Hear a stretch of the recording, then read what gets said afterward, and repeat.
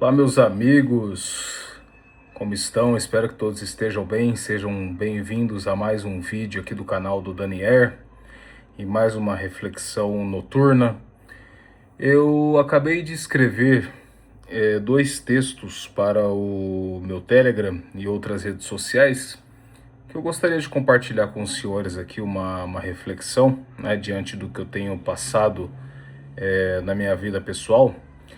E, e alimentando, né, esse caminho que vocês estão acompanhando comigo, que diz muito ao que é o canal e meu conteúdo e tudo aquilo que os senhores já sabem.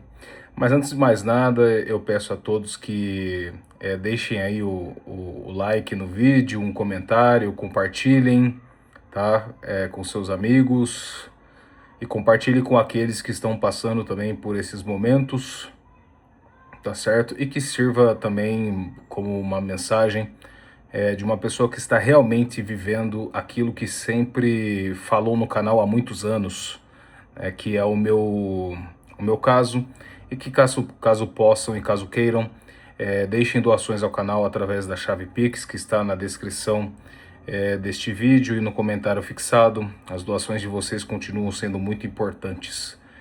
Então, tendo em vista os meus últimos dias, não é? Recentemente, para compartilhar com vocês, além de tudo que ando passando, eu recebi a notícia muito triste da perda de um amigo pessoal muito querido que eu conheci trabalhando, né? Como vocês sabem, eu sou um rato de canteiro de obras, eu trabalho há muitos anos, mais de uma década em canteiro de obras, e eu recebi a notícia da morte do meu primeiro mestre de obras, aquele que me ensinou o que era uma obra, como que as coisas funcionavam, como que as coisas aconteciam, e era um amigo, um mestre muito querido, né? Então esse ano tem sido realmente provações atrás de provações.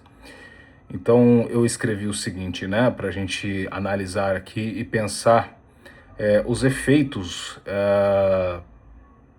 das correntes de pensamento, sobretudo a corrente gnóstica e suas diferentes faces, não somente, né, no plano especulativo, mas na prática, no mundo real, né, nos acontecimentos da vida real, que é uma das diferentes fontes de estudos sobre o tema. Então eu digo o seguinte no meu texto: durante muito tempo, acreditei que o caos fosse apenas uma circunstância da existência, uma sucessão de acontecimentos desordenados que atingem um homem de fora para dentro. Hoje compreendo que existe uma forma muito mais silenciosa do caos. Prestem atenção, que nessa parte eu creio que muitos podem se identificar, não é, com isto. Aquela que deixa de ocupar apenas o horizonte e passa a respirar pelos próprios pulmões da alma. Não se manifesta pela violência dos gestos, nem pela explosão das paixões, ou seja, por uma revolta abrupta, né? Mas por uma aridez tão profunda que os sentidos parecem cobertos por uma fina camada de gelo, enquanto a inteligência permanece desperta, contemplando quase sozinha a estrutura do ser. É aquilo que eu vivo falando, né? Nós estamos estudando aqui para compreender cada vez mais a profundidade do erro gnóstico, do erro perennialista, do erro panenteísta, panteísta, da gnose dualista no plano especulativo e intelectual, em todas as matérias, né, em todas as disciplinas, né, desde a sã teologia, descendo pela filosofia, metafísica, antropologia, política e tudo mais. Mas existe também o fato de que nós somos, né, seres racionais, né? Como dizia Boécio, nós somos substâncias individuais de caráter racional, né, de substância racional. Ou seja, nós somos pessoas que podem passar por essas experiências, apesar de ter um domínio intelectual dos conceitos, das correntes das quais nós combatemos, de fato, e por caridade, pela verdadeira caridade, mostramos o erro, não é? Então eu continuo dizendo, é estranho perceber que a razão continua enxergando aquilo que o coração já não consegue experimentar. A inteligência reconhece a distinção entre o ser e o nada, entre Deus e o caos, entre a verdade e o erro. Entretanto, a vontade parece caminhar sobre uma terra estéril, incapaz de encontrar o impulso que naturalmente deveria conduzi-la ao bem. Tudo que permanece vivo é o exercício da contemplação metafísica, como se a alma tivesse recolhido todas as suas forças para uma única faculdade, deixando as demais mergulhadas numa longa noite. Nesse estado, o caos adquire uma aparência de profundidade, uma aparência, né? Eu deixo muito claro isso, né? Uma aparência, apenas um fenômeno, um acidente, né? De profundidade, não uma profundidade substancial, sólida, pois, a saber, e com efeito, o mal não tem substância, o mal é sempre privação. Tá? Ele parece possuir espessura, linguagem e até uma forma de intimidade. Não porque tenha realmente consistência ontológica, como dito, mas porque a alma cansada começa a contemplá-lo durante tanto tempo que a ausência de ordem passa a parecer uma presença. O homem já não diz apenas que sofre, começa a suspeitar que ele próprio se tornou o sofrimento, o que é uma das grandes tentações da gnose. Ou seja, não é apenas que o sofrimento é um dado da realidade, ou seja, é um dado da nossa natureza decaída que pode ser redimida pela graça santificante, mas não, é uma sensação de que você é o próprio sofrimento, de que você é o próprio caos e de que o único modo é um flerte praticamente demoníaco com a morte diariamente, como se fosse um pedido, como se você estivesse implorando para morrer, para não sentir mais isto. Isso parece ser muito profundo, muito cruel até, mas eu não tenho dúvidas de que muitas pessoas, sendo bem sincero, como sempre sou aqui, têm essa experiência no seu dia a dia, né? Mesmo estudando com afinco o problema maior da revolução, certo? Então, vamos lá, tá? Vamos continuar aqui. Ele parece possuir espessura, linguagem e até uma forma de intimidade. Não porque tenha consistência ontológica, como dito, mas porque a alma cansada começa a contemplá-la durante tanto tempo que a ausência de ordem passa a parecer uma presença. O homem já não diz apenas que sofre, começa a suspeitar que ele próprio se tornou sofrimento. Já não afirma apenas que atravessa um abismo, imagina que a sua própria identidade foi absorvida por ele. Talvez aí resida uma das tentações mais discretas da gnose. Ela não começa necessariamente negando a Deus. Começa sugerindo que a profundidade pertence apenas às regiões onde a luz parece incapaz de penetrar. Aos poucos, a inteligência continua professando a primazia do ser, mas a imaginação passa a acreditar que somente o vazio é suficiente vasto para acolher a existência humana. Então, é como que nós tivéssemos inconscientemente abraçando aquela dialética gnóstica entre o ser e o não ser, né? O vazio e o ser. Ou seja, nós estamos caindo aqui, né, conceituando no problema do panenteísmo, ou seja, naquele perennialismo mitigado, que é o mais perigoso, não é? É o mais perigoso, certo? Então, nós continuamos aqui. A metafísica parece ortodoxa. A sensibilidade, porém, começa a organizar-se como se o caos fosse mais real do que a própria criação. É uma espécie de revolta muito sutil, né, contra a contingência humana e a condição humana. Contudo, há uma diferença quase imperceptível que impede a vitória definitiva dessa ilusão. A alma continua sofrendo precisamente porque ainda distingue a ordem da desordem. Pois a saber, como dito, o mal é uma privação. E nós só conhecemos a privação do mal a partir do bem substancial, extramental, objetivo, belo, universal, que são os transcendentais do ente, como já explicamos aqui. Quem já estivesse plenamente reconciliado com o nada, não experimentaria mais esse conflito, né? Então há uma contradição em termos nesses sentimentos, né? O combate nasce porque existe uma memória silenciosa do bem, uma lembrança quase apegada de que o ser é mais originário do que toda a privação. A inteligência continua repetindo aquilo que os afetos já não conseguem cantar. O mal não possui substância própria. A desordem não cria. O caos não gera o ser. Apenas obscurece sua contemplação. Isso é importantíssimo de se compreender. Importantíssimo. O caos não gera o ser. Não poderia gerar o ser. Apenas obscurece a contemplação.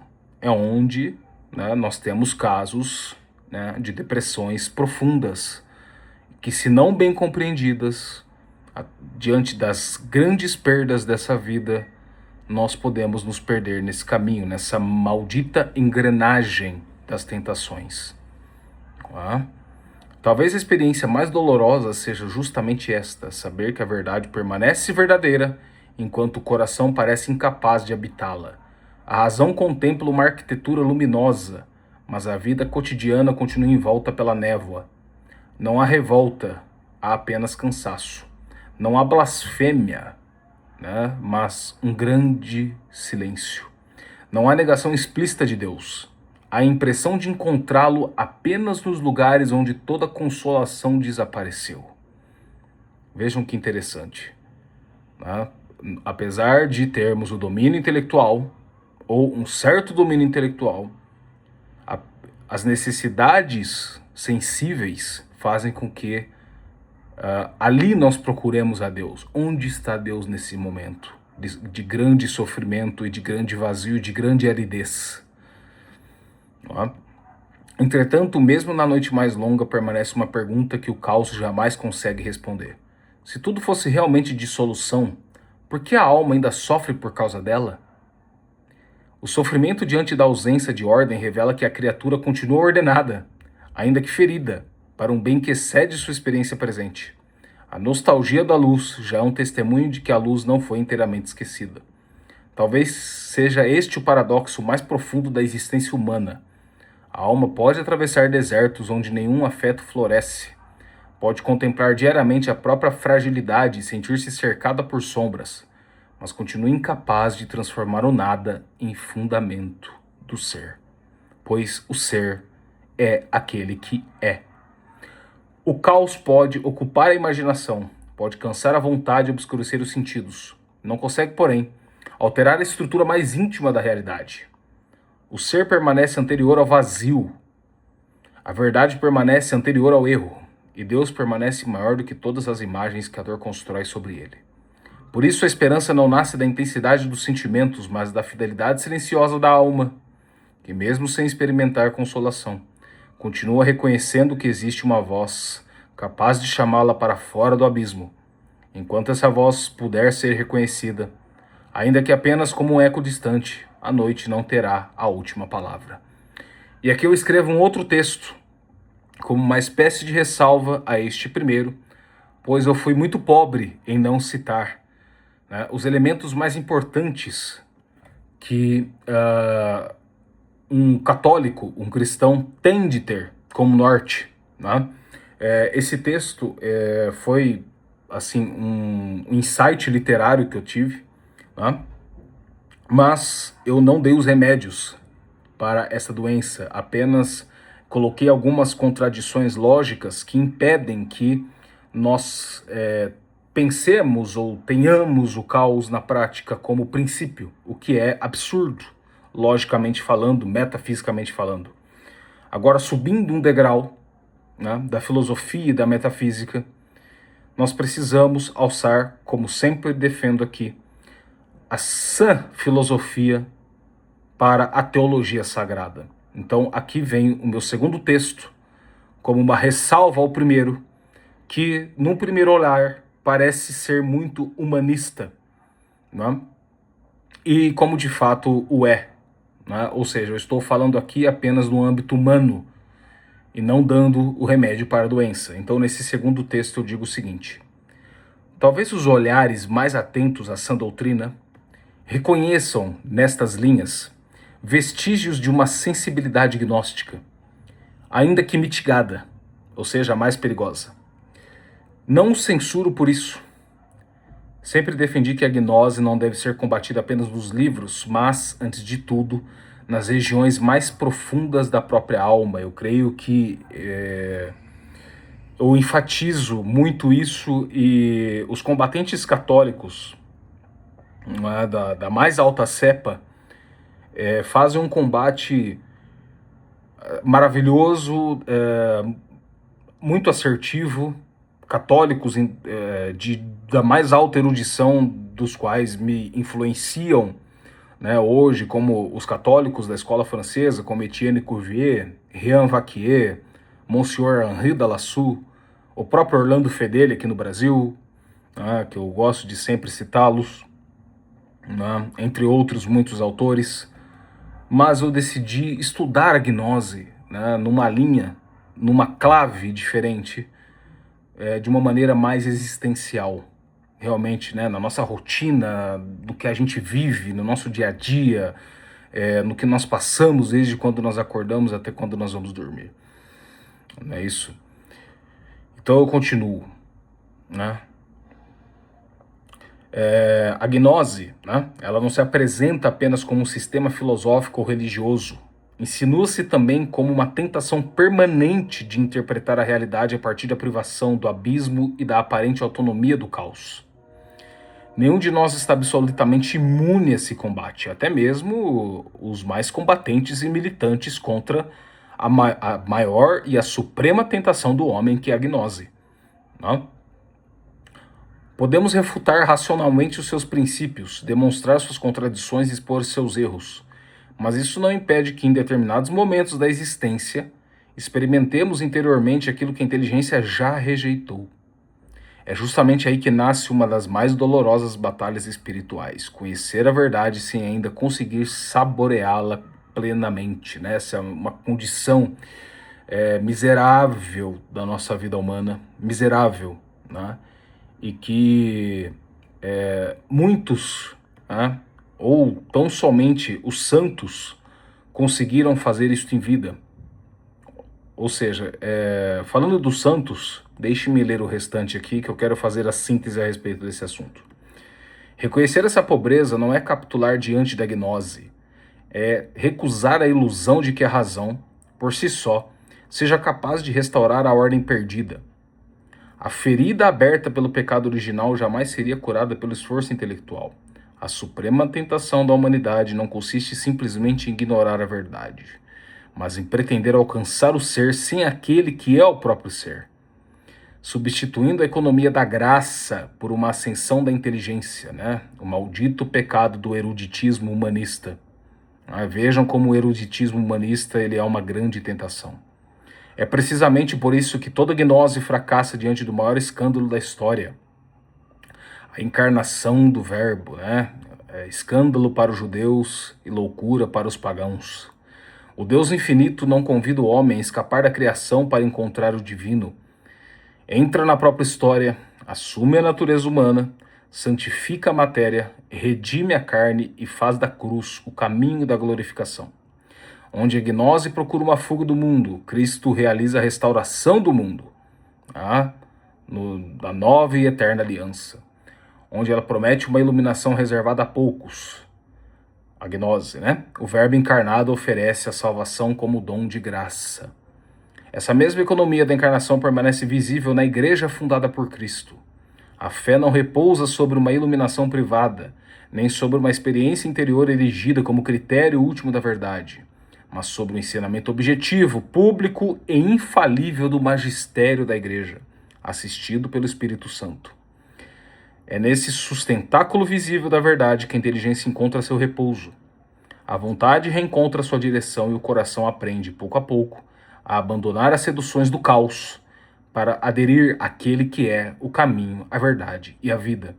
E aqui voltando aos santos da igreja, principalmente os santos místicos, como Santo Antão, São João da Cruz, Santa Teresa d'Ávila, Santa Teresinha do Menino Jesus, todos eles, com as suas experiências místicas, Nenhum deles, ao próprio Padre Pio, né, São Padre Pio de Pietrelcina, que obteve ali as chagas de Cristo, nunca que eles se envaideceram e fugiram dos ensinamentos de um dos sustentáculos da Santa Madre Igreja Católica, que é o magistério da Igreja, a tradição apostólica, né, o ensinamento doutrinário da Igreja. Todos eles se mantiveram, né, subordinados, obedientes ao sagrado magistério, e todas as experiências místicas que todos esses grandes santos tiveram durante a história foram assistidos pelos seus superiores de suas ordens.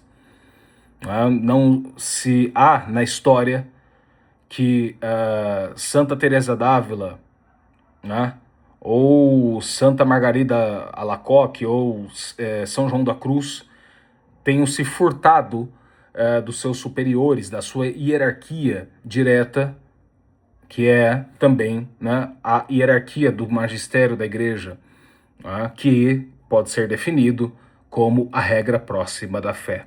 Então, quanto mais nós nos afastamos disso e damos espaço ao nosso subjetivismo, aos nossos sentimentos, mais nós vamos tentando nos tornar os nossos próprios deuses, né, tentando remodelar a realidade, a nossa própria imagem e semelhança, e caindo, então, revivendo, né, a tentação do pecado original, e caindo, sem dúvida alguma, nos três piores inimigos do homem: o mundo, o diabo e a carne. Tá bom? Então essa era a mensagem de hoje. Eu gostaria de compartilhar com os senhores esse insight que eu tive, esse insight literário que eu escrevi para as minhas redes sociais, e nada melhor do que transformá-los também em vídeo, até para repassar aos senhores. E também deixando um recado, no próximo sábado, como compartilhei aqui no meu canal do Telegram, no dia 4/7, nós teremos a nossa próxima super live a respeito da imortalidade da alma, e durante a semana eu vou compartilhar com os senhores a apostila para a transmissão. A apostila está excelente. Eu pude ali, mais uma vez, com a graça de Deus, combater também os erros panteístas, panenteístas, gnósticos nessa apostila, que argumentam contra a imortalidade da alma, trazendo um pouco de história da filosofia também. Vai ficar uma apostila muito bacana que em breve, talvez no meio da semana, entre quarta e quinta-feira, eu faça a entrega da apostila no canal, tá bem? Então, para finalizar aqui, muito obrigado, e peço a todos que, caso possam e caso queiram, deixem as doações ao canal. As doações de vocês são muito importantes. Salve Maria Imaculada, e até os próximos vídeos.